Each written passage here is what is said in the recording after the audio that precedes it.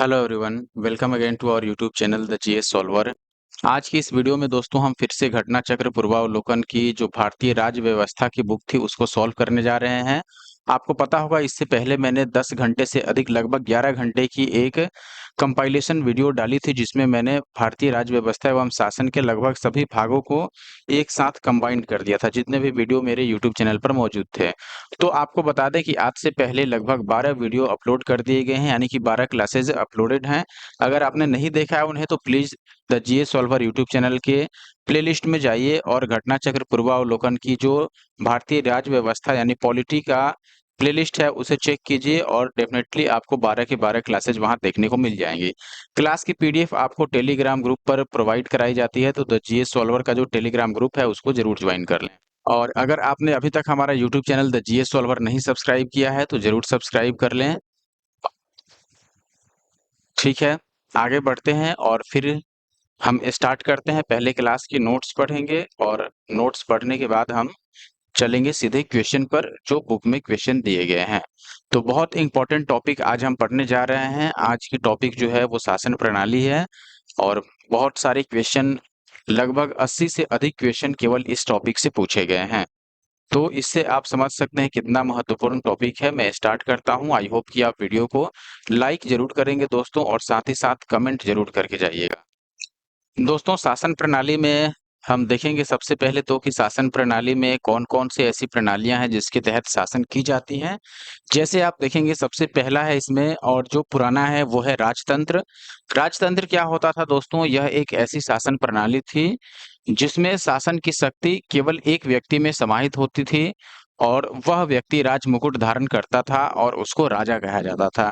तो राजा का तंत्र राजतंत्र सीधे समझिए, जिसमें एक व्यक्ति राजा होता था और सभी शक्तियां उसी में समाहित होती थीं। साथ ही साथ वह आनुवांशिक उत्तराधिकार के आधार पर पद ग्रहण करता है। यानी कि आनुवांशिक उत्तराधिकार का मतलब आप समझ गए होंगे कि अगर किसी के पिताजी राजा हैं तो इस राजा का पुत्र भी ऑटोमेटिक राजा बनेगा। ऐसा नहीं है कि इसको कोई एग्जाम देना है और ना ही इसका चयन जनता द्वारा किया जाएगा। ऐसा कुछ नहीं है। राजा का पुत्र राजा बन गया, फिर उसका पुत्र राजा बन गया, या राजा की पत्नी राजा बन गई, ऐसा भी होता है, या उसकी पुत्री महारानी बन गई। तो ये सब इसमें उत्तराधिकार आनुवांशिक चलता था। आगे देखिएगा, दूसरा है अपने पास कुलीन तंत्र। कुलीन तंत्र में क्या होता है? देखिए, इसे अरिस्टोक्रेसी भी कहा जाता है।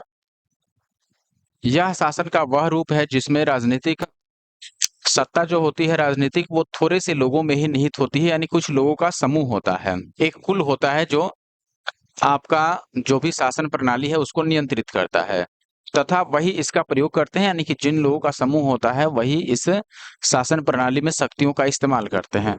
फिर आता है तानाशाही, जिसको डिक्टेटरशिप कहा जाता है। इसे अधिनायक तंत्र यानी डिक्टेटरशिप भी कहा जाता है। यह एक ऐसे शासन का स्वरूप है जिसमें एक ही व्यक्ति का निरंकुश शासन होता है। निरंकुश का मतलब कि वो अत्याचार करके या जिस तरीके से हो वो अपना शासन चलाता है, उसके खिलाफ बोलने वाला कोई नहीं रहता है और नहीं वो जनता की बात सुनेगा, ना ही किसी और की बात सुनेगा। उसे जो ठीक लगेगा वो जबरदस्ती करेगा, तो उसी को डिक्टेटरशिप बोलते हैं। जो बल प्रयोग के माध्यम से अपने पद पर आसीन होता है तथा किसी के भी प्रति उत्तरदायी नहीं होता। यानी कि ऐसा नहीं है कि किसी का बात सुनेगा वो, किसी के जवाब का उत्तर देने के लिए वो बाध्य नहीं है, क्योंकि वो बलपूर्वक बना है। और जब तक बल उसमें रहेगा, जब तक किसी और उसको नहीं हरा देता कोई और आकर के और उससे नहीं शासन अपने हाथ में छीनता है, तब तक वही राजा रहेगा। अब बात करते हैं प्रजातंत्र। वर्तमान समय में शासन का सबसे अधिक लोकप्रिय जो रूप है वो प्रजातंत्र यानी कि डेमोक्रेसी है, जिसको लोकतंत्र भी कहा जाता है। ध्यातव्य है कि प्रजातंत्र वहां विद्यमान होता है जहां जनता में सत्ता निहित होती है। यानी किसी एक व्यक्ति में शक्ति नहीं होती है शासन की।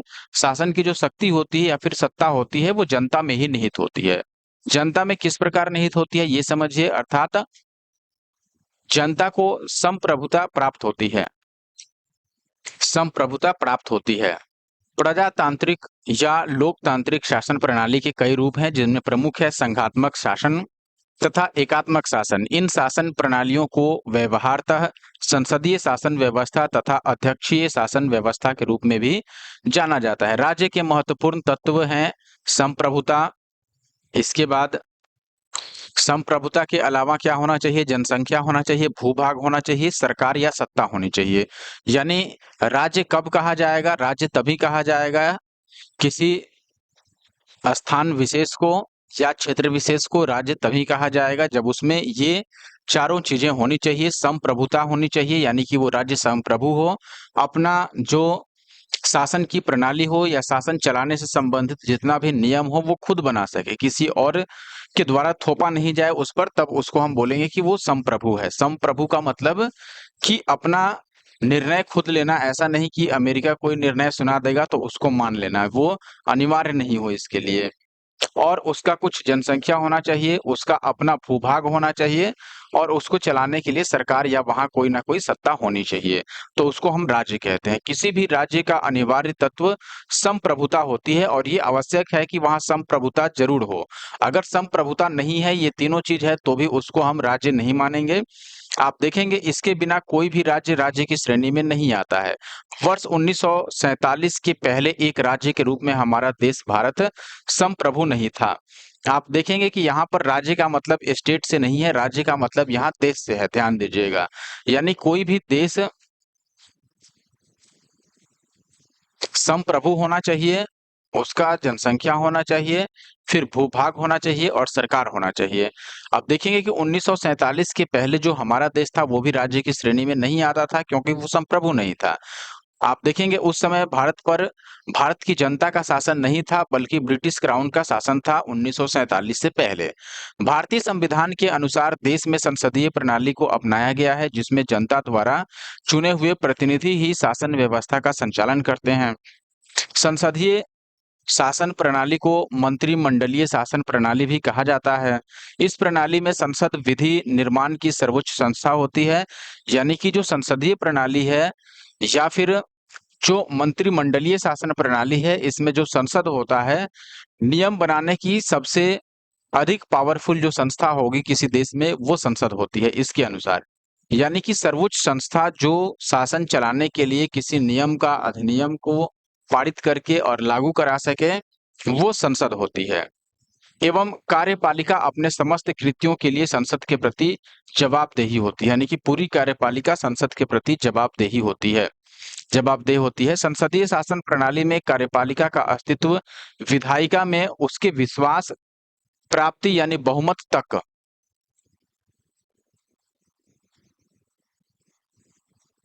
रहता है। भारत की राजनीतिक व्यवस्था में संपूर्ण सत्ता को केंद्र एवं राज्यों के संवैधानिक रूप से बांटा गया है। यहाँ सर्वोच्च सत्ता जनता में निहित है क्योंकि लोकतंत्र है और भारतीय प्रशासनिक राजनीतिक व्यवस्था विशुद्ध रूप से एक लोकतांत्रिक गणतंत्र है। अध्यक्षात्मक शासन प्रणाली जिसे हम राष्ट्रपतीय शासन प्रणाली के नाम से जानते हैं, में समस्त कार्यपालिका शक्ति वास्तविक रूप से राष्ट्रपति में निहित होती है। यानी कार्यपालिका की पूरी शक्ति राष्ट्रपति में निहित होती है। अध्यक्षात्मक शासन प्रणाली का सर्वोत्तम उदाहरण अमेरिका की राजनीतिक प्रशासनिक व्यवस्था है। अध्यक्षात्मक शासन प्रणाली में राष्ट्रपति विधायिका को भंग नहीं कर सकता है।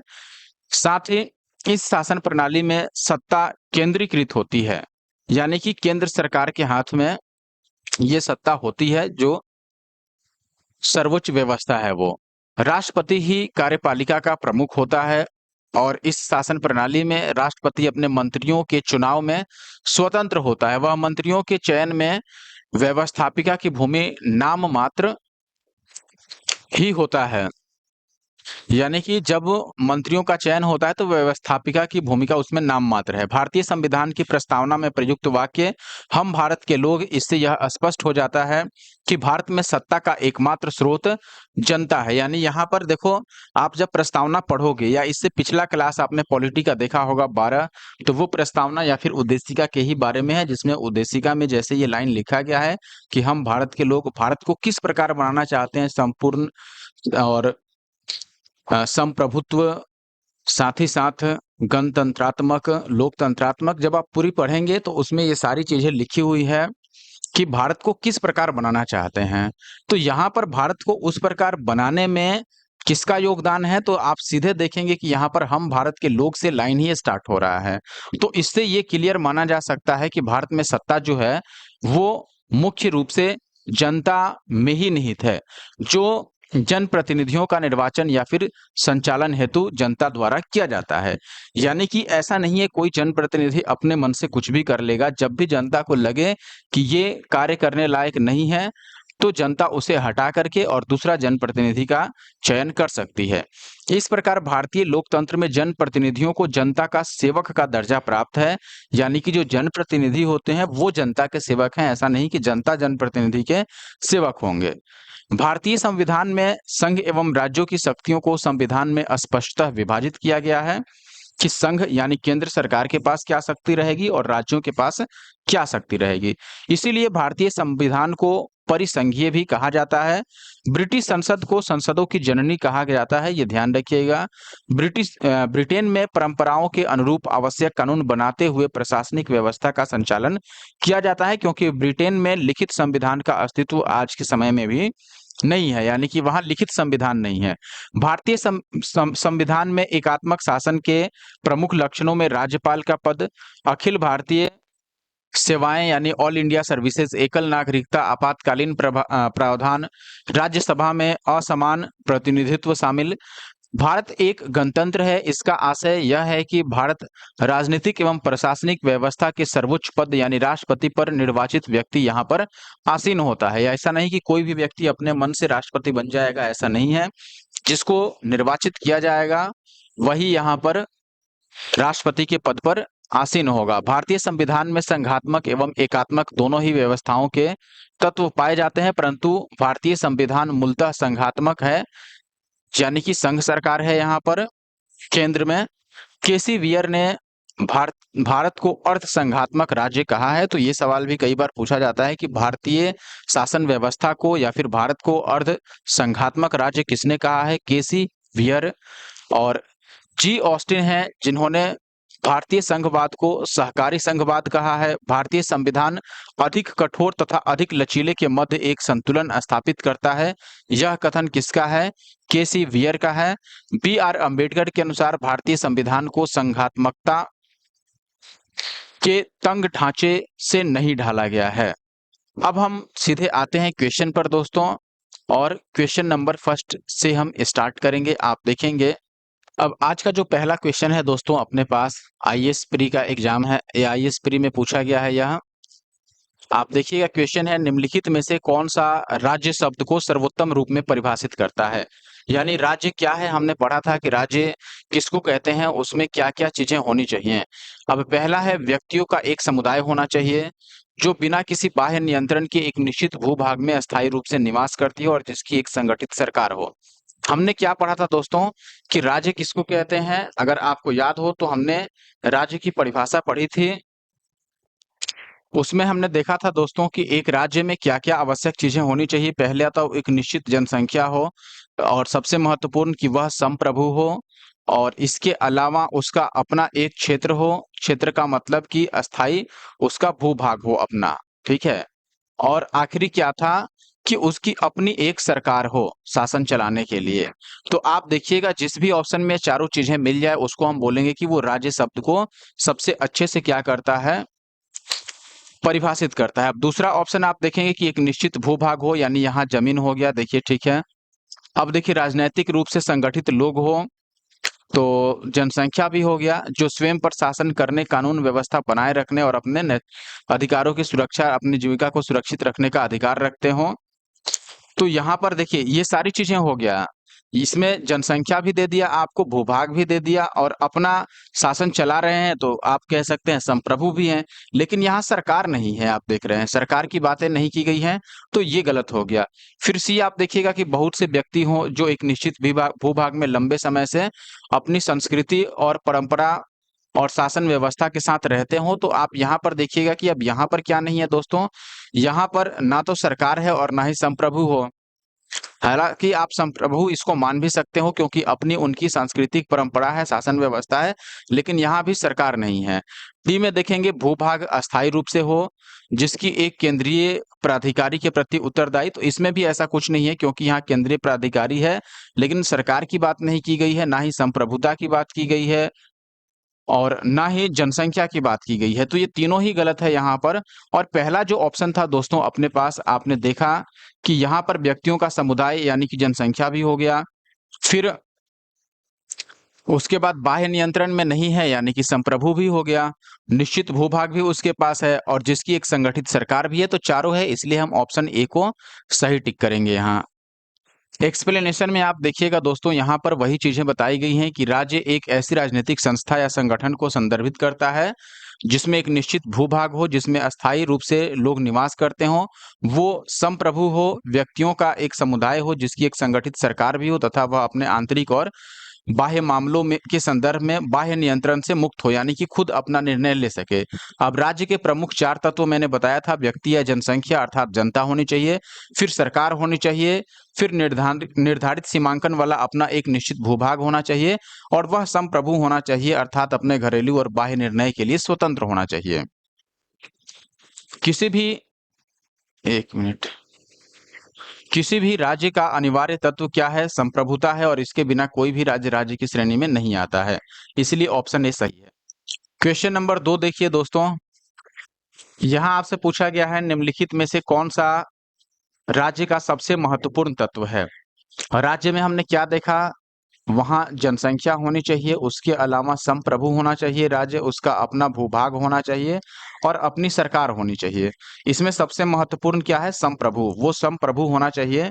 और ये मैंने पिछले क्वेश्चन में भी बताया। तो यहाँ पर सबसे महत्वपूर्ण जो घटक है, एक राज्य का सबसे महत्वपूर्ण तत्व है, वो है संप्रभुता। इसका मतलब ऑप्शन सी सही है। आप देख भी सकते हैं यहाँ पर वही चीजें रिपीट की गई हैं कि राज्य के 4 आवश्यक तत्व हैं, जिसमें जनसंख्या, भूभाग, फिर संप्रभुता, ये चारों होनी चाहिए। इसमें संप्रभुता सबसे महत्वपूर्ण है। नेक्स्ट क्वेश्चन क्या है? भारत की संप्रभुता के संबंध में निम्नलिखित में से कौन से कथन सही हैं? भारत राष्ट्रमंडल का सदस्य है। राष्ट्रमंडल की सदस्यता के कारण भारत की संप्रभुता कम हो जाती है। यानी कि आपको बताना है कि दोनों में से कौन सही है। पहली बात कि क्या भारत राष्ट्रमंडल का सदस्य है या फिर नहीं है, और दूसरा कि क्या राष्ट्रमंडल की सदस्यता होने के कारण भारत की संप्रभुता कम होती है अथवा नहीं। अब देखिए, सबसे पहले चूंकि भारत राष्ट्रमंडल का सदस्य तो है, इसलिए पहला तो सही है। दूसरी की बात करें कि क्या राष्ट्रमंडल का सदस्य होने से भारत की संप्रभुता कम होती है, तो बिल्कुल ऐसा नहीं है, क्योंकि राष्ट्रमंडल के और भी कई सारे सदस्य हैं, देश हैं। और देश कोई अगर राष्ट्रमंडल की सदस्यता लेता है तो ऐसा नहीं कि राष्ट्रमंडल कोई भी चीज उस पर थोपता है। राष्ट्रमंडल का जो निर्णय है वो देश मान भी सकता है, नहीं भी मान सकता है। तो ऐसा नहीं कहेंगे कि इससे संप्रभुता कम होती है। केवल पहला सही है, इसलिए ऑप्शन ए यहाँ पर सही उत्तर होगा। ये चीज आप एक्सप्लेनेशन में भी देख सकते हैं दोस्तों, बड़े प्यार से। भारत राष्ट्रमंडल का सदस्य है, लेकिन इसके कारण भारत की संप्रभुता किसी भी प्रकार से कम नहीं होती।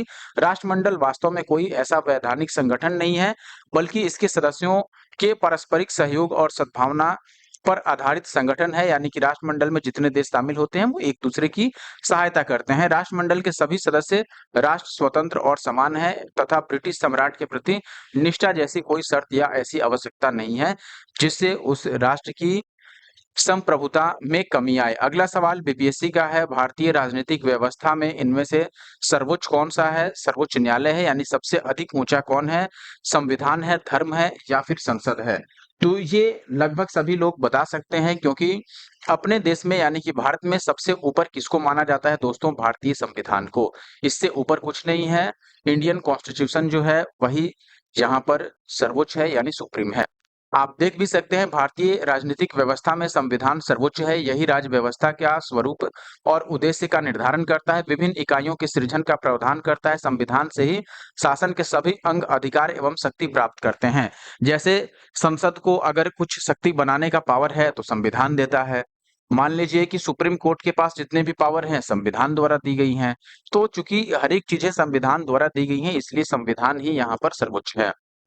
अगला सवाल दोस्तों, आप देखेंगे भारतीय संविधान में किस प्रकार की शासन प्रणाली की व्यवस्था की गई है? लोकतंत्रात्मक, अध्यक्षात्मक, संसदात्मक, या फिर अर्ध लोकतंत्रात्मक? तो ये हमने नोट्स में भी देखा था दोस्तों, जहां पर जो शासन व्यवस्था है वो संसदात्मक है, यानी कि संसद के माध्यम से शासन चलाया जाता है। आपको कंफ्यूज नहीं होना है कि लोकतंत्र भी तो है।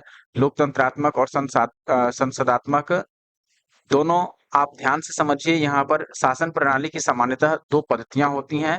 एक तो संसदात्मक और दूसरा अध्यक्षात्मक। भारत में ग्रेट ब्रिटेन के अनुसरण करते हुए संसदात्मक शासन व्यवस्था को अपनाया गया है।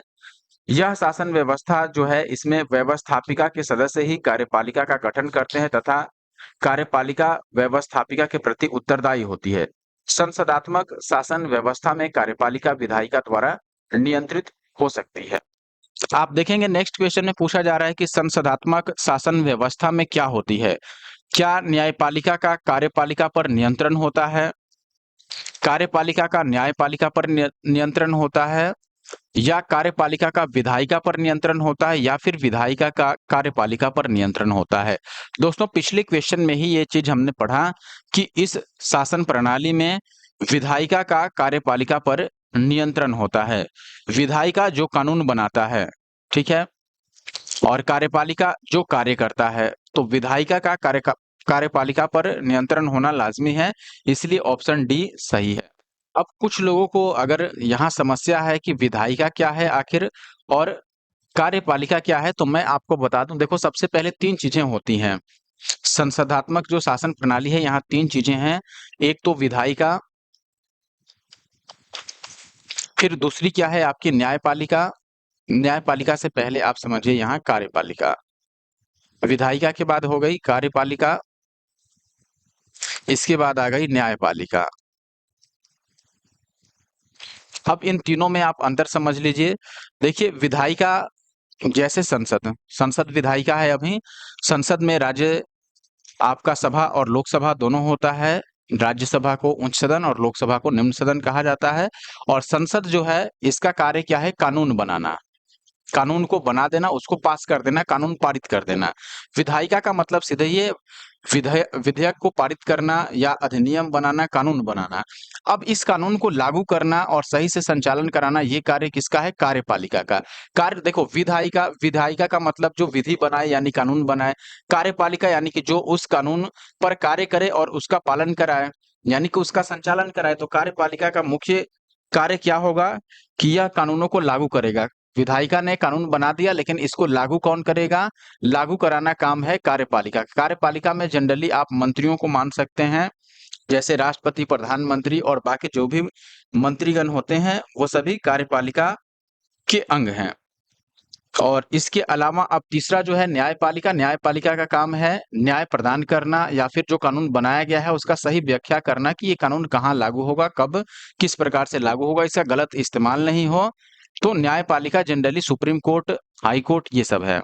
अब आप सीधे तौर पर ये समझ गए होंगे कि विधायिका चूंकि कानून बनाती है और उसी कानून को लागू करने का अधिकार कार्यपालिका का रहता है, तो निश्चित तौर पर विधायिका कार्यपालिका पर नियंत्रण रखता है। तो ऑप्शन डी यहाँ सही है।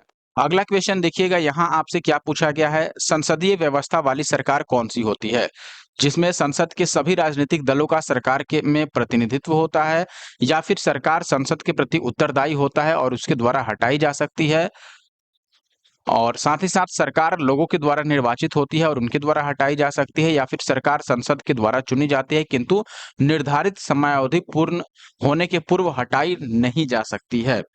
तो क्वेश्चन नंबर 7 में अच्छा अब यहाँ पर जैसे आप समझिए एक चीज, अभी हमने पिछले में क्या पढ़ा था कि इसमें जो संसदीय व्यवस्था होता है इसमें विधायिका का नियंत्रण होता है किस पर, कार्यपालिका पर। और विधायिका चाहे तो कार्यपालिका को हटा भी सकती है, कार्यपालिका का मतलब कोई मंत्री, आप ऐसे समझिए। तो यहाँ पर हम बोलेंगे दोस्तों संसद के सभी राजनीतिक दलों का सरकार में प्रतिनिधित्व होता है, ये बिल्कुल भी सही नहीं है। सरकार लोगों द्वारा निर्वाचित होती है, नहीं, क्योंकि सरकार में जो लोग वहां बैठते हैं उनको लोग डायरेक्ट निर्वाचित नहीं करते हैं। सरकार संसद द्वारा चुनी जाती है, ये बात तो सही है, लेकिन इसमें ये कह रहा है कि समय से पहले उसको नहीं हटाया जा सकता, ये गलत है। संसद चाहे तो हटा सकता है। तो इस प्रकार ऑप्शन बी सही है दोस्तों, सरकार संसद के प्रति पूर्णतः उत्तरदायी होती है। यहाँ आप कार्यपालिका समझ लीजिए कि कार्यपालिका संसद के प्रति, संसद यानी विधायिका के प्रति उत्तरदायी होती है, और अगर संसद चाहे तो सरकार में बैठे किसी को हटा भी सकती है उसके द्वारा। तो ऑप्शन बी यहाँ पर सही उत्तर हुआ दोस्तों। आप ये चीज एक्सप्लेनेशन में भी देख सकते हैं, संसदीय व्यवस्था वाली सरकार में सरकार संसद के प्रति उत्तरदायी होती है और उसके द्वारा हटाई भी जा सकती है। भारतीय संविधान ने संसदीय शासन व्यवस्था की स्थापना की है और यह इंग्लैंड की संसदीय प्रणाली का अंगीकरण है, यानी कि उसको अपनाया जाना है। इस व्यवस्था में कार्यपालिका विधायिका का ही भाग होता है और यह विधायिका के प्रति पूर्णतः उत्तरदायी होता है। इसमें वास्तविक कार्यपालिकीय शक्तियां प्रधानमंत्री और उसकी मंत्रिपरिषद में निहित होती हैं। भारतीय संविधान के अनुच्छेद 75(3) के अनुसार मंत्रिपरिषद लोकसभा के प्रति सामूहिक रूप से उत्तरदायी होता है। तो मंत्रिपरिषद किसके प्रति उत्तरदायी होगा? लोकसभा के प्रति। और लोकसभा चूंकि संसद का ही एक अंग है, निम्न सदन है, तो हम बोलेंगे कि मंत्रिपरिषद संसद के प्रति उत्तरदायी है। बात वही हुआ। नेक्स्ट क्वेश्चन देखिएगा, सर्वप्रथम संसदात्मक सरकार किस देश में आरंभ की गई? निश्चित रूप से दोस्तों यह ग्रेट ब्रिटेन यानी कि इंग्लैंड में सबसे पहले प्रारंभ हुआ, उसके बाद बाकी देशों द्वारा इसको अपनाया गया। तो ऑप्शन ए यहाँ सही उत्तर है दोस्तों। आप एक्सप्लेनेशन भी देख सकते हैं, बिल्कुल इसमें वही चीजें बोली गई हैं कि वर्तमान में जो व्यवस्था है संसदात्मक, जो कि कई देशों में प्रचलित है, यह सबसे पहले ग्रेट ब्रिटेन यानी यूके में परिलक्षित हुआ था। पुष्पेश पंत ने भी अपनी पुस्तक विश्व का इतिहास में यह स्पष्ट लिखा है कि ब्रिटेन में संसदीय प्रणाली का आविर्भाव संसार के किसी भी अन्य देश से पहले हो गया था। अगला सवाल है दोस्तों अपने पास, भारतीय संसदीय प्रणाली ब्रिटिश संसदीय प्रणाली से किस बात से भिन्न है?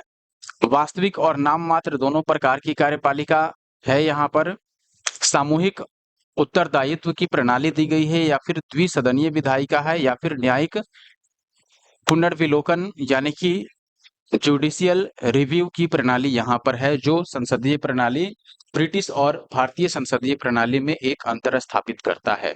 देखिए निश्चित रूप से यहाँ पर ऑप्शन डी है, क्योंकि जो जुडिशियल रिव्यू सिस्टम है वह ब्रिटेन में लागू नहीं है, इसलिए ऑप्शन डी सही होगा। आप देखिएगा दोस्तों यहाँ पर कि भारतीय संसदीय प्रणाली में न्यायिक जो पुनर्विलोकन है, यह प्रणाली ब्रिटेन की प्रणाली में लागू नहीं है, यानी ब्रिटेन में ऐसी प्रणाली लागू नहीं की गई है। इस अर्थ में भारतीय संसदीय प्रणाली ब्रिटेन से अलग है। इसके अतिरिक्त वास्तविक और नाम मात्र दोनों प्रकार की कार्यपालिका, सामूहिक उत्तरदायित्व और द्विसदनीय विधायिका, ये सारी चीजें जिस प्रकार ब्रिटेन में है वैसे ही भारत में भी है, यानी कि दोनों देशों की संसदीय प्रणालियों में एक समान रूप से लागू होती है। अगला क्वेश्चन है दोस्तों, हमने ब्रिटिश मॉडल पर आधारित संसदीय लोकतंत्र को अपनाया है, किंतु हमारा मॉडल जो है वो उस मॉडल से यानी ब्रिटिश संसद से किस प्रकार भिन्न है? अब देखिएगा पहला कथन जो है आपके लिए, जहां तक विधि निर्माण का संबंध है यानी कानून बनाने की अगर बात करें तो ब्रिटिश संसद सर्वोपरि है अथवा वो संप्रभु है, किंतु भारत में संसद की विधि निर्माण की जो शक्ति है वो परिसीमित है। दूसरा कथन है, भारत में संसद के किसी अधिनियम के संशोधन की संवैधानिकता जो है से संबंधित है, यानी संशोधन की संवैधानिकता से संबंधित जो मामले हैं वो उच्चतम न्यायालय द्वारा संविधान पीठ को भेजे जाते हैं। कहने का मतलब ये है, देखिए ब्रिटिश संसद है वहां पर संसद जो है वही सर्वोपरि है निश्चित तौर पर, यानी संसद ने जो कानून पास कर दिया वो कानून लागू हो गया। इसका मतलब कि वो संप्रभु है।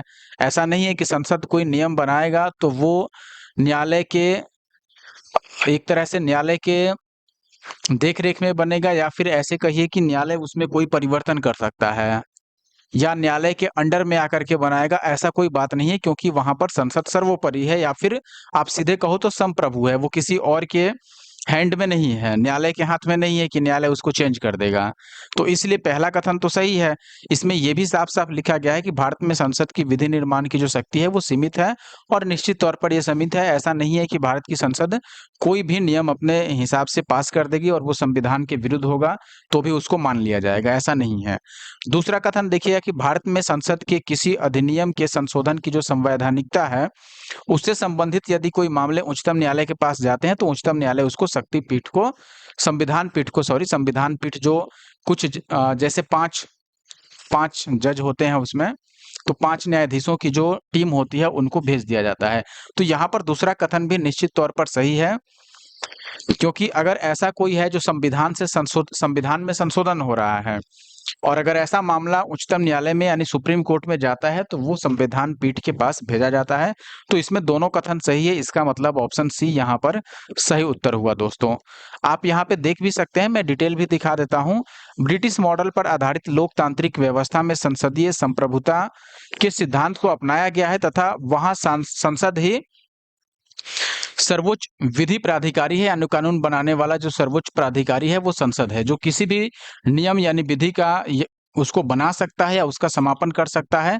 ये ब्रिटिश मॉडल की बात की जा रही है, यानी ब्रिटिश संसद का जो मॉडल है उसका बात किया गया। दूसरी ओर भारतीय मॉडल में अगर हम बात करें तो संवैधानिक सरकार की व्यवस्था की गई है, जिसके तहत संसद की विधि निर्माण की शक्ति लिखित संविधान द्वारा परिसीमित है। चूंकि इंग्लैंड में संविधान लिखित भी नहीं है, लेकिन यहाँ संविधान लिखा गया है, इसलिए उसका एक सीमा है। जैसे केशवानंद भारती वाद 1973, ये आपको मालूम होगा। इसमें ऐतिहासिक निर्णय में जो उच्चतम न्यायालय था, इसने संसद की संविधान संशोधन की शक्ति को स्वीकार किया कि ठीक है, संसद के पास संविधान में संशोधन करने की शक्ति है, लेकिन यह भी उसमें निर्धारित किया गया कि संविधान की जो मूल संरचना है, जैसे उद्देशिका या फिर जिसको प्रस्तावना प्रियम्बल आप बोलते हैं, उसमें परिवर्तन करने वाला कोई संशोधन संसद द्वारा नहीं किया जा सकता है। इस प्रकार पहला कथन तो सही है। कथन दो भी सही है।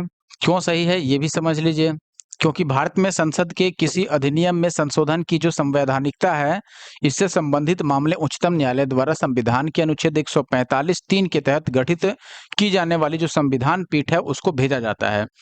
अब यहाँ आप देखिएगा, जैसे निर्वाचन के बारे में कोई कानून अगर बनाना हो और उसका विनिश्चय करना हो अगर न्यायालय में, तो वहां पर बैठने वाले जो न्यायाधीशों की कुल संख्या होती है वो कम से कम 5 होनी चाहिए, और ये जो न्यायाधीशों का एक टीम बनता है उसको ही संविधान पीठ कहा जाता है। जिसको अगला सवाल देखिए दोस्तों, यहाँ पर आपसे पूछा जा रहा है निम्नलिखित में से कौन सी भारतीय संविधान की विशेषता नहीं है।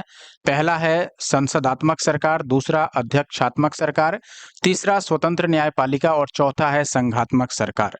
आपको पता होगा दोस्तों कि भारत में न्यायपालिका जो है ये स्वतंत्र है, निश्चित तौर पर किसी के अंडर में आके काम नहीं करती है।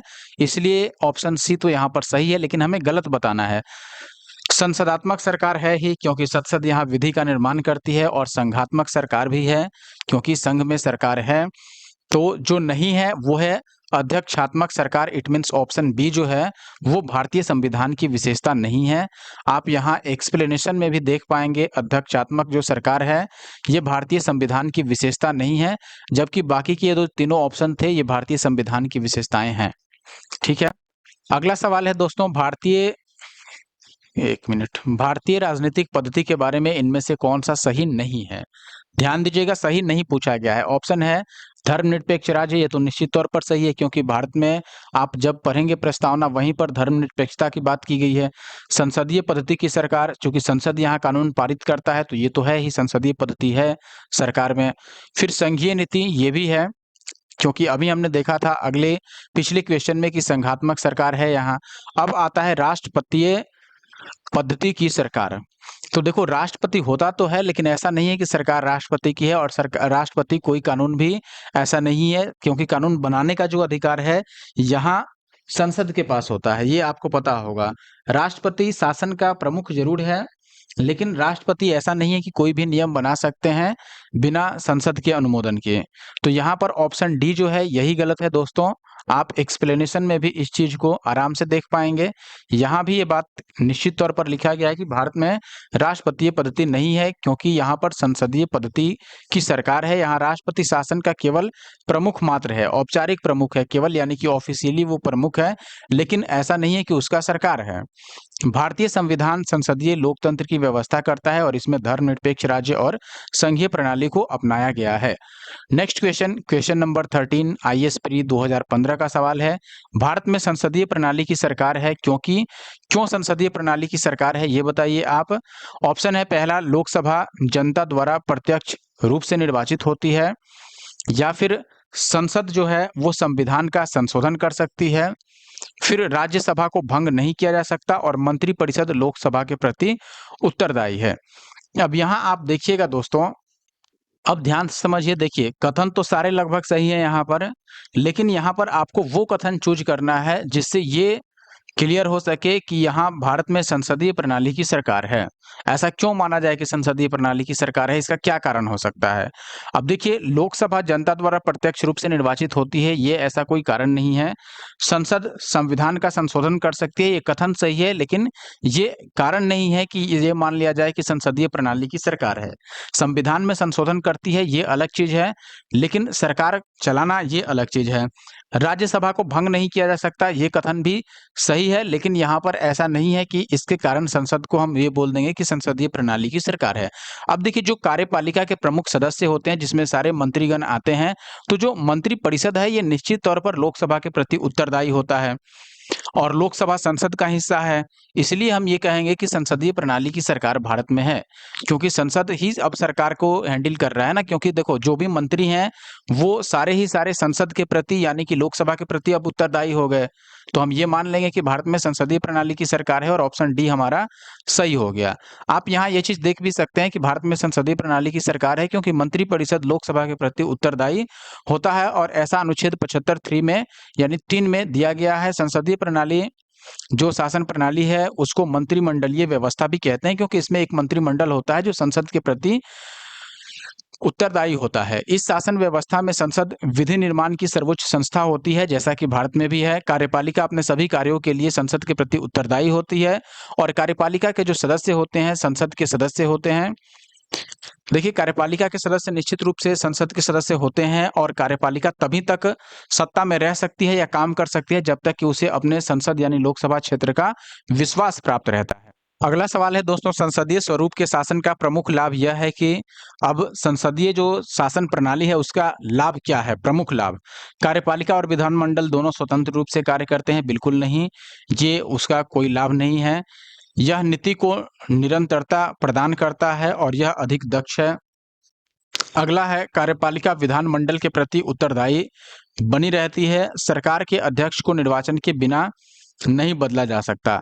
देखिए, पहले तो अध्यक्षात्मक सरकार है नहीं यहाँ पर, और कार्यपालिका विधानमंडल विधानमंडल के प्रति उत्तरदायी होती है, ये बिल्कुल सही बात है। हमने पिछले क्वेश्चन में पढ़ा था, कार्यपालिका यानी मंत्रिपरिषद जो है वो संसद यानी लोकसभा के प्रति उत्तरदायी होता है और यही व्यवस्था राज्यों में है जहां पर ये व्यवस्था होती है, बिल्कुल उसी के जैसा होता है। अब अगला सवाल देखिएगा, आईएएस प्री 2013 का, भारत के संदर्भ में संसदीय प्रणाली शासन प्रणाली जो है निम्नलिखित में से इसमें से कौन सा सिद्धांत जो है वो संस्थागत रूप में निहित है? पहला है, मंत्रिमंडल के सदस्य संसद के सदस्य होते हैं। ये तो बिल्कुल सही है, हमने पीछे ही देखा कि जो भी कार्यपालिका के सदस्य होते हैं चाहे मंत्रिमंडल के, वो संसद के भी सदस्य होते हैं।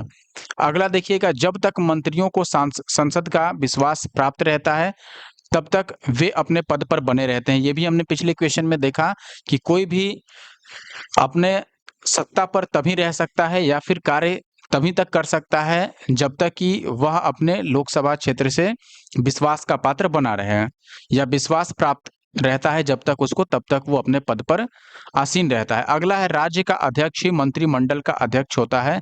ये सही नहीं है, तीसरा यहाँ पर गलत हो गया, इसलिए तीसरा जहां भी दिया गया है वो ऑप्शन तो ऐसे ही गलत हो गए, ये तीनों तो ऐसे ही गलत हो गए। तो ऑप्शन ए यहाँ पर सही उत्तर हुआ दोस्तों, यानी कि केवल पहला और दूसरा। आप यहाँ देखेंगे दोस्तों, अनुच्छेद 75(5) में उल्लेख है कि मंत्री बिना संसद सदस्य बने 6 माह से अधिक अपने पद पर नहीं रह सकता है। कोई भी मंत्री बिना संसद का सदस्य रहे वो 6 माह से अधिक अपने पद पर नहीं रह सकता है। इसका अर्थ यह हुआ कि मंत्रिमंडल के सदस्य संसद के सदस्य भी होंगे ही होंगे। मंत्रिपरिषद सामूहिक रूप से लोकसभा के प्रति उत्तरदायी होता है 75(3) के अनुसार, और कथन 2 भी सही है, क्योंकि लोकसभा संसद का ही भाग है।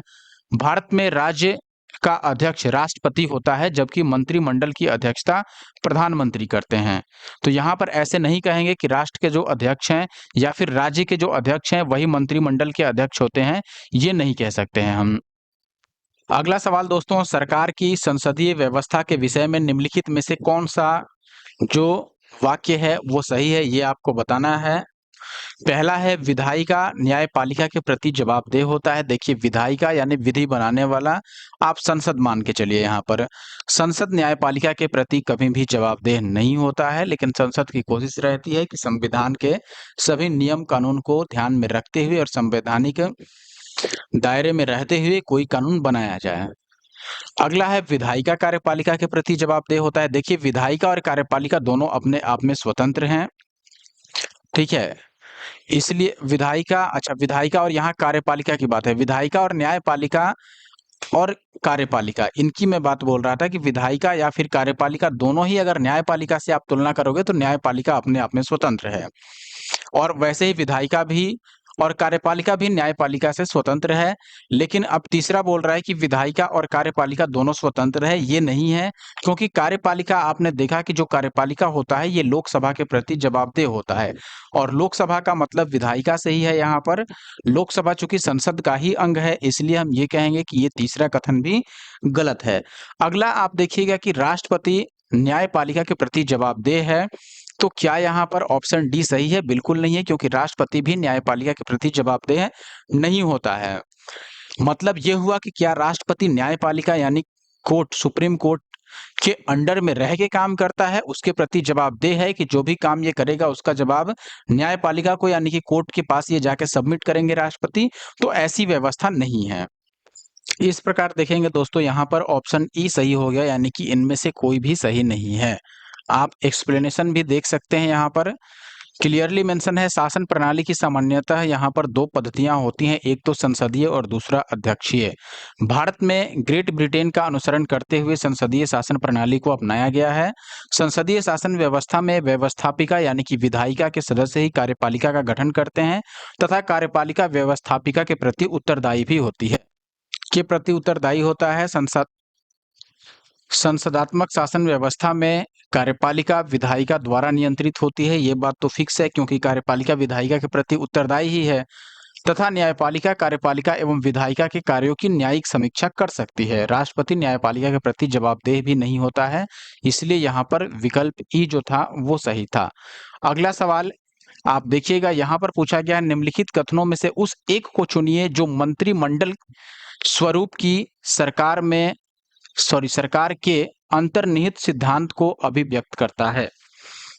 अब देखिएगा, पहला है ऐसी सरकार के विरुद्ध आलोचना को कम से कम करने की व्यवस्था जिसके उत्तरदायित्व जटिल हैं तथा उन्हें सभी के संतोष के लिए निष्पादित करना कठिन है। दूसरा ऑप्शन है ऐसी सरकार के कामकाज में तेजी लाने की क्रियाविधि जिसके उत्तरदायित्व दिन प्रतिदिन बढ़ते जा रहे हैं। तीसरा है सरकार के जनता के प्रति सामूहिक उत्तरदायित्व को सुनिश्चित करने के लिए संसदीय लोकतंत्र की एक क्रियाविधि।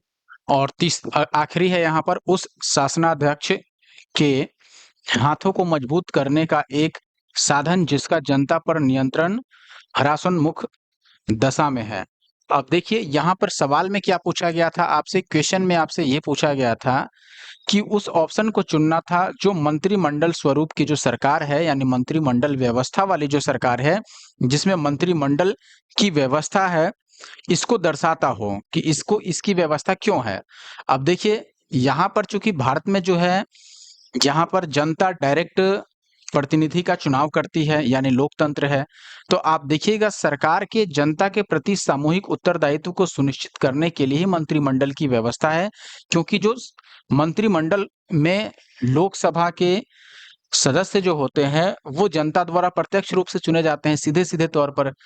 तो अब उनका काम रहता है कि वो सरकार को जनता के प्रति सामूहिक रूप से उत्तरदायित्व को सुनिश्चित करे, इसलिए ऑप्शन सी को हम सही मानेंगे यहाँ पर।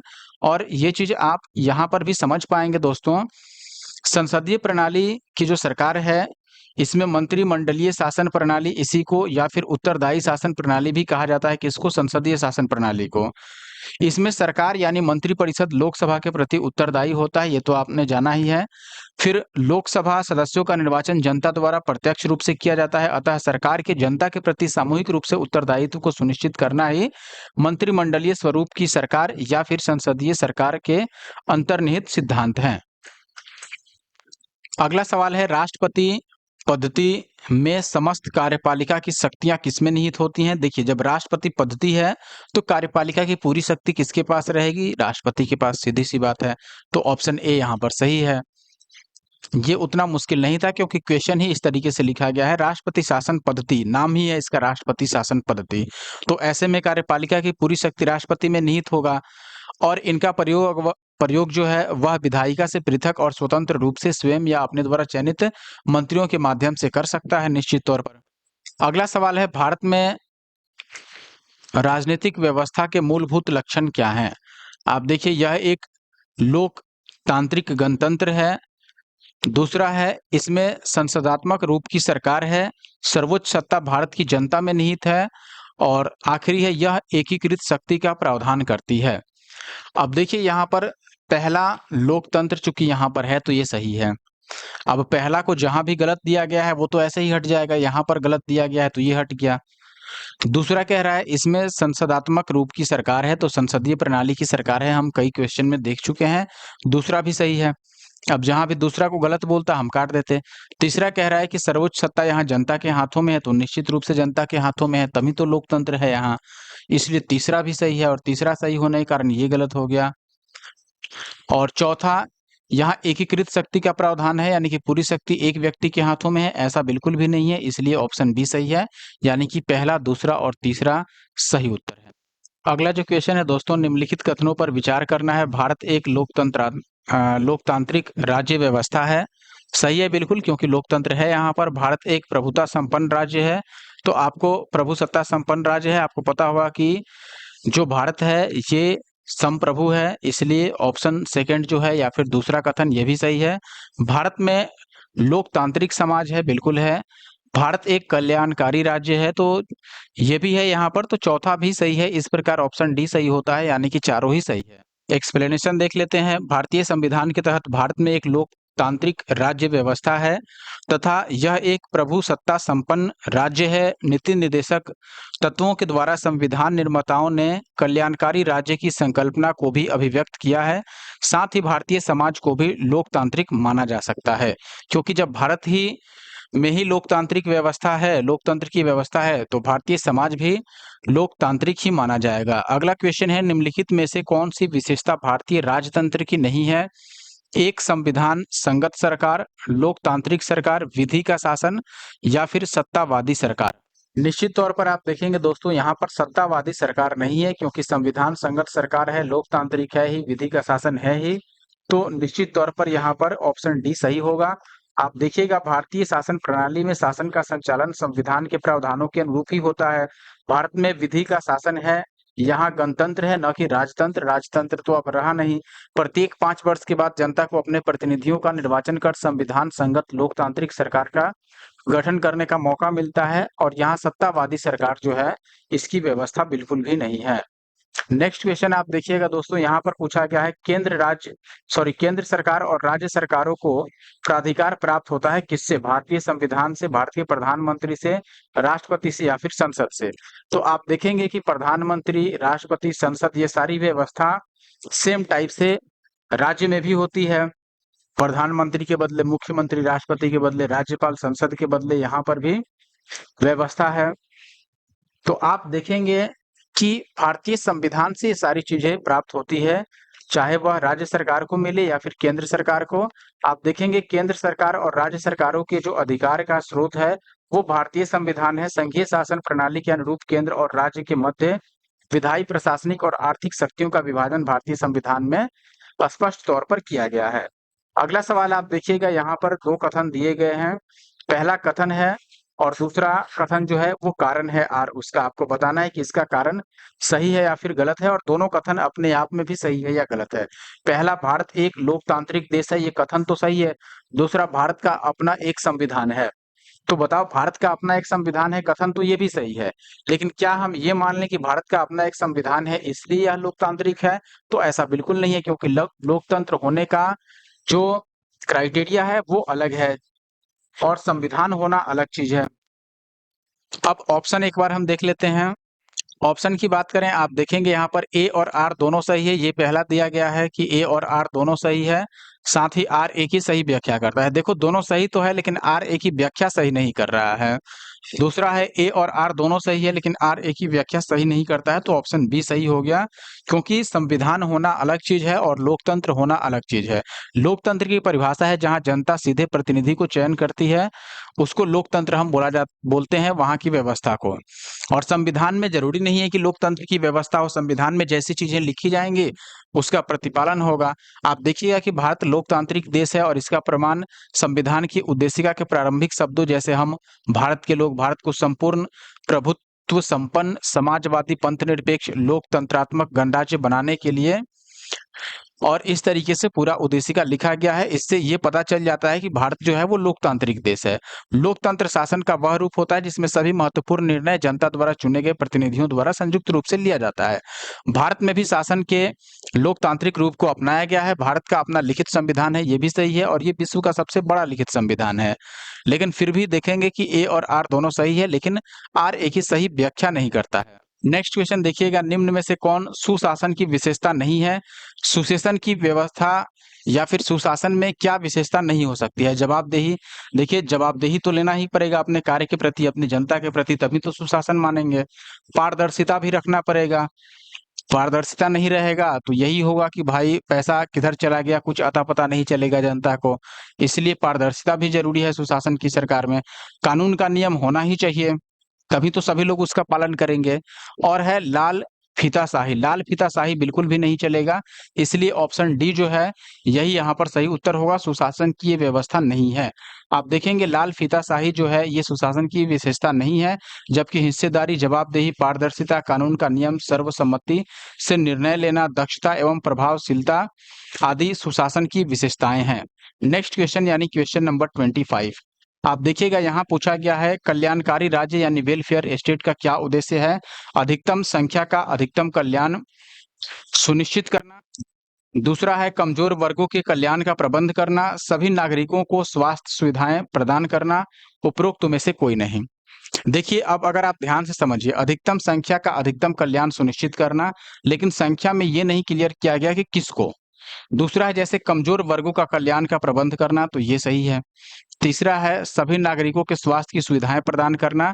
अब देखिए यहाँ कोई एक ही ऑप्शन सही है, इसलिए चूंकि ऑप्शन बी कमजोर वर्गों के कल्याण की बात करता है और कल्याणकारी राज्य की यहाँ पर देखिए स्वस्थ राज्य की बात नहीं की जा रही, कल्याणकारी राज्य, तो निश्चित तौर पर ऑप्शन बी सही होना चाहिए। यहाँ पर हम देख लेते हैं, ऑप्शन बी को सही माना गया है। एक्सप्लेनेशन भी आप देख सकते हैं, यहाँ पर बोला गया है कल्याणकारी राज्य नागरिकों के विशेष रूप से कमजोर वर्ग के नागरिकों के सामाजिक आर्थिक विकास के लिए सतत प्रयत्नशील रहता है। नागरिकों का वह वर्ग जो सामाजिक आर्थिक रूप से सुदृढ़ है, अपना कल्याण स्वयं कर सकता है, उसे किसी विशेष संरक्षण की आवश्यकता नहीं होती है। यही कारण है कि भारत में मलाईदार परत यानी कि क्रीमी लेयर को अर्थात पिछड़ों में अगरों को, क्रीमी लेयर है वैसे आप जानते होंगे, जो क्रीमी लेयर और नॉन क्रीमी लेयर होते हैं ओबीसी के अंतर्गत लोक नियोजन में आरक्षण प्रदान नहीं किया जाता है, यानी कि जो क्रीमी लेयर होते हैं उनको आरक्षण नहीं मिलता है, सीधी बात है। हाल ही में शुरू की गई प्रधानमंत्री किसान समृद्धि योजना में सभी किसानों के लिए नहीं बल्कि सिर्फ छोटे किसानों के लिए है। संघ सरकार और राज्य सरकारों द्वारा चलाई जा रही अन्य विभिन्न जो विशेष योजनाओं के लक्षित नागरिक समूहों की पहचान करने से भी यह स्पष्ट हो जाता है कि कल्याणकारी राज्य की अवधारणा केंद्र में वंचित वर्ग के लिए पहले होता है। अगला सवाल है दोस्तों, राज्य हर जगह है, यह अंतराल शायद ही कोई छोड़ता है। यह वक्तव्य किस धारणा की व्याख्या करता है? देखो, राज्य हर जगह है, यह अंतराल शायद ही कोई छोड़ता है, यानी कि ये राज्य की एक विशेषता है, लेकिन किस प्रकार के राज्य की विशेषता है यह हमें बताना है। कल्याणकारी राज्य की या फिर कम्युनिस्ट राज्य की, पुलिस राज्य की? देखिए, पुलिस राज्य की तो नहीं होगा, लोकतांत्रिक राज्य की, कम्युनिस्ट भी नहीं होगा। अब बात करते हैं कल्याणकारी या फिर लोकतांत्रिक। देखिए, राज्य हर जगह है, इसका मतलब ये है कि राज्य हर एक काम में और हर एक जगह सबका विकास एक साथ लेकर चलना चाहती है, चाहे वह जिस प्रकार का विकास हो, आर्थिक हो, सामाजिक हो या न्यायिक हो। तो आप देखेंगे कि यहाँ पर उस हिसाब से ऑप्शन ए को हम सही मानेंगे, क्योंकि कल्याणकारी राज्य की ये व्याख्या निश्चित तौर पर स्पष्ट रूप से करता है। आप देखेंगे यहाँ राज्य हर जगह है, यह अंतराल शायद ही कोई छोड़ता है, यह वक्तव्य कल्याणकारी राज्य की अवधारणा की व्याख्या करता है। कल्याणकारी राज्य की सरकार समग्र विकास और प्रगति की व्यापक और अधिक धनात्मक आवश्यकताओं से संदर्भित होकर कार्य करती है तथा मात्र शांति बनाए रखना, विवादों का समाधान और आवश्यक सेवाओं को उपलब्ध कराने तक ही उसका कार्य सीमित नहीं होता है। तो ये कल्याणकारी राज्य के बारे में था। नेक्स्ट क्वेश्चन देखिएगा दोस्तों, अगले क्वेश्चन में आपसे पूछा गया है निम्नलिखित में से कौन सा एक भारतीय संविधान का दर्शन नहीं है। पहला ऑप्शन है कल्याणकारी राज्य, यानी कि क्या भारतीय संविधान में कल्याणकारी राज्य की बात की गई है? बिल्कुल की गई है। अगला है समाजवादी राज्य, क्या समाजवादी राज्य की बात की गई है? की गई है निश्चित तौर पर। राजनैतिक समानता, आपने अगर प्रस्तावना पढ़ा हो, राजनैतिक, न्यायिक, आर्थिक, तीनों ही प्रकार से और सामाजिक सभी प्रकार से समानता की बात की गई है वहां पर सभी नागरिकों के लिए, इसलिए ऑप्शन सी भी सही है। साम्यवादी राज्य की बात कहीं भी नहीं कही गई है, ऑप्शन डी यहाँ पर गलत है।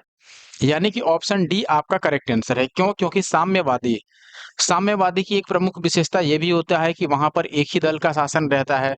तो भारत में ऐसी व्यवस्था बिल्कुल भी नहीं है। भारत में दल कभी भी बदल सकता है, जरूरी नहीं है कि एक ही दल का हमेशा सत्ता बना रहेगा। और ये क्वेश्चन आप देख सकते हैं 2024 में भी पूछा गया है उत्तराखंड पीसीएस में, तो लेटेस्ट क्वेश्चन है, आपको ध्यान रखना है इसे। अगले क्वेश्चन पर अब आते हैं, उससे पहले आप एक्सप्लेनेशन देख लीजिए। इसका एक्सप्लेनेशन में आपको क्या दिखाया गया है। भारतीय संविधान में कल्याणकारी राज्य, समाजवादी राज्य, राजनैतिक समानता, न्यायिक समानता, फिर पंथ निरपेक्षता, लोकतंत्रात्मक गणराज्य इत्यादि दर्शनों को आत्मसात किया गया है, किंतु साम्यवादी राज्य के दर्शन का उल्लेख संविधान में कहीं भी नहीं है। समाजवादी राज्य एवं राजनैतिक समानता या फिर न्याय का उल्लेख हमें उद्देशिका में मिल जाता है। कल्याणकारी राज्य का दर्शन संविधान के भाग 4 में नीति निर्देशक तत्वों के अंतर्गत मिल जाता है। नेक्स्ट क्वेश्चन है दोस्तों, निम्नलिखित कथनों में से कौन सा सही है ये बताना है। भारतीय संविधान अध्यक्षात्मक है, भारत एक नाम मात्र का राजतंत्र है, भारत एक कुलीन तंत्र है, भारत एक संसदात्मक प्रजातंत्र है। देखिए अध्यक्षात्मक नहीं है, ये हमने स्टार्टिंग से ही कई सारे क्वेश्चन में देख दिया। नाम मात्र का राजतंत्र है ही नहीं, राजतंत्र की बात ही नहीं है, और कुलीन तंत्र भी वही है जिसमें एक ही कुल का सत्ता बना रहता है। भारत में संसदीय प्रणाली का शासन है, इसलिए ऑप्शन डी हम चूज करेंगे। भारत एक संसदात्मक प्रजातंत्र है। आप एक्सप्लेनेशन भी देख सकते हैं दोस्तों, यहाँ पर भारत में संसदात्मक प्रजातंत्र को अपनाया गया है। संसदात्मक प्रजातंत्र में शक्ति मूलतः जनता में ही निहित होती है। संसद में जनता द्वारा चुने गए प्रतिनिधि शासन सत्ता का संचालन करते हैं। नेक्स्ट क्वेश्चन है, भारत में राजनीतिक सत्ता का प्रमुख कौन होता है? जनता, संसद, संविधान या फिर राष्ट्रपति? देखिए राजनीतिक सत्ता का प्रमुख जनता को ही माना जाएगा, क्योंकि आपको पता है कि सत्ता में जो भी जनप्रतिनिधि रहते हैं वो जनता के माध्यम से ही चुने जाते हैं। इसलिए हम ये कहेंगे कि भारत में राजनीतिक सत्ता का जो प्रमुख होता है दोस्तों, वो जनता होता है, ना कि संसद, संविधान या फिर राष्ट्रपति। भले ही ये संविधान या फिर लोकतंत्र के द्वारा अधिकार जनता को दिया गया है, लेकिन सही उत्तर यहाँ जनता होगा। It means option A.